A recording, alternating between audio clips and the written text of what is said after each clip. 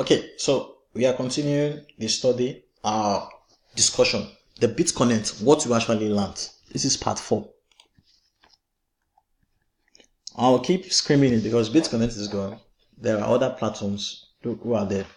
So it's like there's a law of power that says in warfare, you are not to maim the enemy, but you are to crush the enemy completely.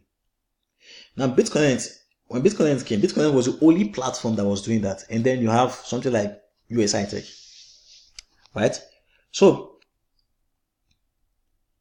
though these companies are shrouded in secrecy, controversy, and fear, sensitivity, and doubt, and the rest of them, but what do we learn from this platform? One of the things we learn from these platforms are the abuse of ICOs. Now, I said it in the last video, the abuse of ICOs. The abuse of ICOs. You know, I find something very, very fascinating in life. And the thing I find fascinating is that people should take steps before they think. The number 2 thing is I find fascinating is that people should be motivated by reward. Is it not sheer greed? Let's take for example. A project wants to launch, for example, and they want to launch a platform where they want to help people. Maybe in the slums of maybe mobile. No, let's not go to mobile. Let's talk about you're having the Middle East, where these are war-torn zones. And the rest of them, you see people who are always afraid of their life. You see ISIS and the rest of them. If a project comes now and says they want to launch a project where they will be helping these people, these kids in the refugee camps and the rest of them, how many people are going to contribute? But people will rather lose their money and take the risk than contribute to such platforms. The same individuals, a large chunk of them, the same individuals will rarely give and help someone who cried to them for need. I'm not saying they don't help, but I'm just telling you the reality of it. So, what do I mean by the abuse of ICOs? Now, the abuse of ICOs is that people don't ask the why. If I pick up a platform, for example,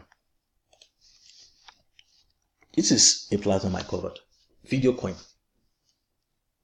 The question is, how do I take this kind of platform? Do I just come and say, oh, Hansen Meno, that button shot? Okay, just look at it. Okay, this is what they want to do. You don't get things from the surface. You don't get things from the surface. You might get a glimpse, and until you dig deep, you will not be able to see. You can't evaluate. Okay, how long have I been scrolling through this platform? You read this. Okay, it's not up to 5 minutes or 15 minutes. Is 15 minutes enough to actually evaluate a platform like this that is going to continue? Are you going to evaluate 15 minutes on something that is going to stay on the blockchain for like 5-10 years? You see how many coins are being there now? Is 15 minutes enough to evaluate a platform? So there is the abuse of ICOs. People forget the why. Why do we need an ICO? That is the question we are asking. So you should be asking the question in 2 different facets. You should be asking these platforms, because why do you need an ICO? And then you should be asking yourself, why should I invest in this ICO? And like I tell people, if your actions are motivated for the wrong reasons, it's like you are helping, you are being philanthropic, for example, because you want the media to say he's a philanthropist, or you are doing things because of you are being motivated by rewards. So everybody wants to put their money where they will get maximum returns, but if you are there's a difference between investing wisely and being driven by greed. The man who invests wisely considers many aspects. He considers the return he's going to get. It's considering the security of investment. It's considering the sector of his investment. It's considering who he is investing into. It's considering the time of maturity for that investment. It's considering many factors. But the man who is greedy considers only the returns on investment. He does not care who is investing into. He does not care the safety of his funds. He tells you, you win some, you lose some. Even as some YouTubers will say, hey, I'm not your financial advisor. Well, it's a very good advice. But when you bring a platform before us, you should make sure that that platform, you can bring that same platform before someone like Warren Buffett. Yeah, you should be able to pitch your idea. You should be, if I'm bringing an ICO before you, I should be able to bring that. If, let's say for example, Warren Buffett is an investor, he invites me and says, okay, Prosper, give me 50 different ICOs to invest in. I should be able to give him 50 ICOs that he may not invest in all of them, but he should be able to pick 40, if not the 50, and then invest his money. So you want to ask yourself the why. So there is the abuse of the ICO. And then the other thing again is the information windows. So what I mean by these information windows, like I tell people, is very good to be educated. The information window. Now I reached out to CoinSchedule some time ago, and I said to them, I said, your platform actually lists a lot of ICOs. And now I've discovered this platform, and this platform is a kind of scam and the rest of them. And what are the procedures for actually listing an ICO? So they reached back to me and they said, well, there is no procedure now. All you just need to do is you submit your platform, and then maybe you submit something like an ID card. You can even submit a platform for someone else. So you can see someone, he could submit the ID card of another person. He was going to pay with Bitcoin. So how do you know who is the platform? So when you go through a platform like this, these platforms, they don't go through a vetting process. Now what I mean by that is, you just come, there is a place to register, there's a place to submit. So if you click submit now, you just put your password, and then you continue. You can submit an ICO. Just give them your money, and it's gone.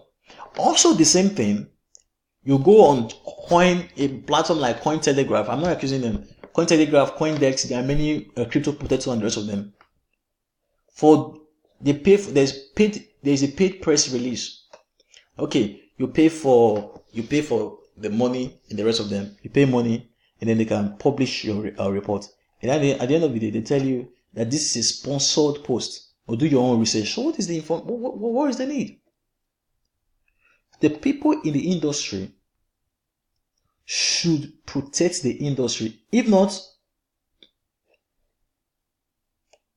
someday the government will say, okay, after all, the government is not saying that Bitcoin is used for this and the rest of that.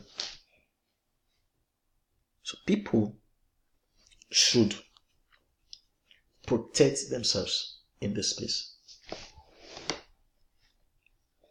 You see, it's like a school. If a school is free for all, anybody can do whatever they like. Maybe the school is not stringent.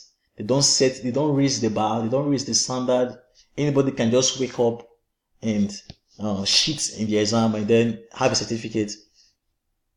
That is, you rank schools, right? You rank schools, and you could see in a country, maybe a country does not even make the first 1,000 universities, and this is a country that has hundreds of universities. So you could see people coming out of school every time, but because there's no proper vetting process, it becomes a problem. So the information windows is a very, very big problem, ranging from the ones that publish the press report on them, like Cointelegraph and Coindesk and the rest of them. There is no vetting process. To the ones that list these ICOs, there's no vetting process. To platforms like Bitcoin Talk, there's no vetting process. And then Reddit, there is no vetting process. People can just scream scam. People can say it's a very good platform. There's no vetting process on that. And then talk about the exchanges. So the exchanges that actually list this coin is actually a big problem. So you saw Bitcoin, BitConnect, for example. Now you see an exchange, hit BTC, list this coin. What's going to happen to their reputation? That's why you see platforms like BitConnect, BINANCE, they have strict vetting process. You can't just list the coin. If you want to deal with the community, then you have to leave the share of darkness. Coin exchange. So all these platforms, they are the ones causing problems in the space. Trade Satoshi. That is another big problem. That is one of the things we learned. And then the way ICOs are being conducted, the house of ICO. So you want to check. These are the things we learn. These things will keep repeating themselves. So these are the platforms now. These are platforms now. A lot of them. This list is not complete. There are other lists if we. Okay, so here is a website, ICOlending.com. It's in the BitConnect category. And now, how many coin do you see here? 1, 2, 3, 4, 5, 6, 7, 8. Now, these are the ones that will start. Okay, that will soon end on the rest of them. And now you scroll down. How many platforms can you see now? And they are vetting them. They are saying this is the score. And you see a lot of platforms. How many do you see? Countless.